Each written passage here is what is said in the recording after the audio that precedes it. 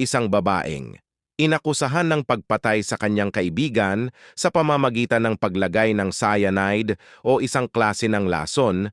Sa kanyang kape ay napatunayang nagkasala at sinentensyahan ng 20 taon na pagkakulong ng korte sa Indonesia. Itong kaso na ito ay pinagkaguluhan sa bansang Indonesia. Paano siya naakusahan? Hindi naman siya ang nagbigay ng kape dito. Ating alamin mula umpisa hanggang katapusan para ating maintindihan. Ang namatay ay si Mirna Salihin. Ipinanganak noong 1998, 28 years old. Namatay noong January 6, 2016. Namatay si Wayan Mirna Salihin sa Abdi Waluyo Hospital matapos uminom ng Vietnamese iced coffee sa Olivier Cafe sa Grand Indonesia Shopping Mall sa Jakarta. Ayon sa mga otoridad, cyanide poisoning ang dahilan ng pagkamatay ni Mirna. Si Mirna Salihin ay isang graphic designer at best friend ni Jessica Wongso, ang siyang pinaghihinalaang naglason sa kanya. Si Jessica Wongso ay isang Indonesian pero residente ng Australia. Nagsabing napaka-unfair ng batas para siya ay mahatulan ng 20 taon na pagkakulong. Pagkatapos ng hatol ay nag-apila ang abogado ni Jessica pero ito ay nireject ng korte. Si Jessica Wongso at Mirna ay nagkita sa Jakarta Cafe noong January. Namatay si Mirna Salihin ilang minuto matapos uminom ng kape na in-order ng kaibigan.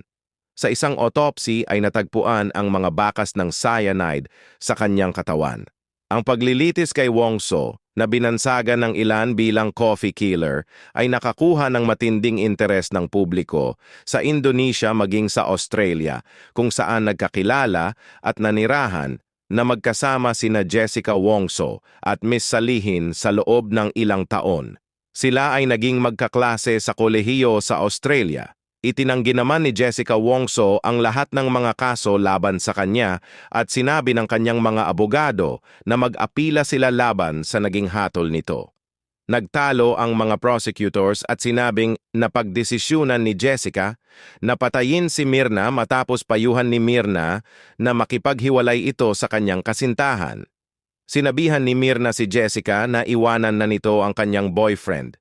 Ipinaglalaban ng abogado ni Jessica na imposibleng si Jessica ay may dalang cyanide o lason ng araw na iyon dahil wala namang natagpuan ang mga otoridad ng araw na iyon.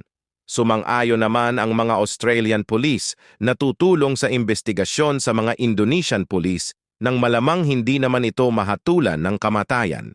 Para sa ating kaalaman, sa bandang Indonesia ay ipinatutupad pa din ang death penalty hanggang sa ngayon. Sa tuwing nililitis ang kaso, ang mga tao ay nakapila sa labas. Naguunahan para makakuha ng upuan sa loob ng korte. Lahat ay interesadong malaman kung ano ang kahihinatnan ng kaso. Ang iba ay galing pa sa iba't ibang probinsya. Napilitan ang pamahalaan ng Indonesia na mag-dispose ng daang mga pulis sa labas ng korte para makontrol ang pagdami ng tao. Ang iba ay may hawak-hawak na placard, may nakasulat na Justice for Mirna, and iba naman ay may nakasulat na walang kasalanan si Jessica. Ang loob ng korte ay para ng TV station dahil naka-live ang hearing mula umpisa hanggang matapos. Ang parehong pamilya ng akusado at biktima ay parehong umiiyak habang ini-interview ng mga TV reporter. Sa buong bansa ng Indonesia ay hati ang paniniwala ng mga tao. Totoo ba kaya o hindi? Si Jessica ba talaga ang naglason kay Mirna o hindi? Naging magkaibigan sina Jessica, 28, at Mirna, 27 years old. Sa Australia, noong pareho pa silang nag-aaral ng designer sa Sydney, Australia. Noong January 6, alas 3 ng hapon. Dumating si Jessica Wongso sa Grand Indonesia Shopping Mall sa Jakarta upang makipagkita sa kanyang kaibigan ng alas 5 ng hapon. Kasama na nga sa kikitain niya ay si Mirna. Pagkatapos na magpareserba ng upuan sa Olivier Cafe, ay lumabas ito. Nag-shopping at bumalik sa cafe ng alas 4:14 ng hapon at umorder ng mga inumin. Kabilang ang Vietnamese iced coffee na umano'y pumatay kay Mirna. Naghintay si Jessica hanggang sa dumating si Myrna sa nasabing coffee shop alas 5 ng hapon. At mapapansin na ang mga inumin na in-order ni Jessica para kay Myrna at sa kaibigan nito ay natatakpan ng mga daladala niyang plastic bag galing sa pag-shopping. Kaya ito ay hindi halos nakikita sa CCTV. Pagdating ni Myrna ay agad itong uminom ng iced coffee at bigla na lang itong nag-seizure. Agad naman itong dinala ni Arif, asawa ni Myrna sa Abdi Waluyo Hospital sa Central Jakarta, pero namatay din bandang alas 6:30 ng gabi. Ayon sa autopsy na isinagawa sa Kramat Jati Police Hospital noong January 10, may nakitang internal bleeding sa tiyan ni Myrna. Sinabi ng otoridad na may nakitang cyanide, isang klase ng matapang na lason sa katawan nito at nang maging sa kape na ininom. January 30, si Jessica ay nakasuhan na sinadya umano nitong lasunin si Myrna. Agad siyang dinala sa police station at pansamantalang nakahold habang dinidinig ang kaso.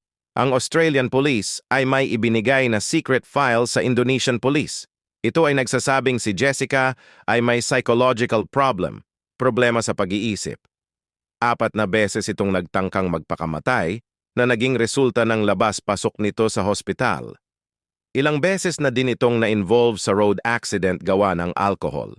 May sinabihan din si Jessica na isa sa mga kaibigan nila na may lihim itong galit kay Myrna dahil nakikita niyang masaya ang marriage life nito at hindi man lang siya nito na imbitahan sa araw ng kanyang kasal at ang madalas nitong pananakot sa kanyang mga kaibigan. At ito ay may restraining order na rin mula sa ex-boyfriend nito ayon sa Indonesian police. Sa kabila ng mga pangyayaring ito, ipinaglalaban pa rin ng abogado ni Jessica na walang kinalaman ito sa nangyari kay Myrna. June 15, 2016, nasimulan ang paglilitis sa kasong ito. Buwan ng September, ang kambal ni Myrna na si Sandy, na sinabi ni Jessica dito na si Myrna ay patay na.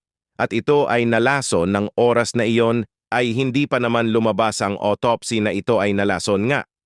Sinabi naman ni Jessica na nalilito lamang siya ng oras na iyon. Ang isa pa nilang kaibigan na si Christy Louise Charter, parehong kaibigan ni Myrna at Jessica, ay nagsabing si Jessica ay may 2 klase ng pag-uugali na parehong magkasalungat. Kaya niyang umiyak kung kailangan niya ng atensyon. At kaya niyang makasakit ng kapwa kung hindi masunod ang gusto niya. Pagkatapos ng mahabang salaysayin at usapin buwan ng Oktubre, si Jessica ay napatunayang nagkasala, intensyon niyang pinatay ang kanyang kaibigan sa pamamagitan ng paglagay ng lason sa kape nito at nahatulan ito ng 20 years na pagkakulong.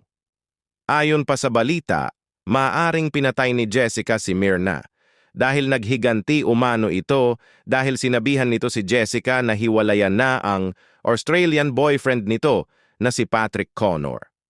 Ayon naman sa mga kaibigan nila, kaya lang naman pinaiiwasan ni Myrna si Jessica kay Connor dahil ito'y malakas gumamit ng droga. Paano nga ba na ipanalo ng abogado ni Myrna ang kaso? Sa tulong ng abogado at mga otoridad. Napag-alaman ng mga otoridad na bumili si Jessica ng cyanide ilang araw bago sila nagkita ni Myrna. At ayon sa prosecutor, napansin nito na mukhang hindi ito nalungkot sa pagkamatay ni Myrna. Throughout the trial, she showed little emotion, and a record video captured her smiling and longing ayon pa sa abogado ni Myrna. Sa kabilang banda, hindi nahatulan ng kamatayan si Jessica dahil ito ay permanent resident ng Australia kahit isa siyang Indonesian by birth. 2 beses nang nag-apila ang abogado ni Jessica, ngunit lahat ito ay hindi na tinanggap ng hukuman. Mangyari po lamang na mag-subscribe para sa susunod nating mga kwento.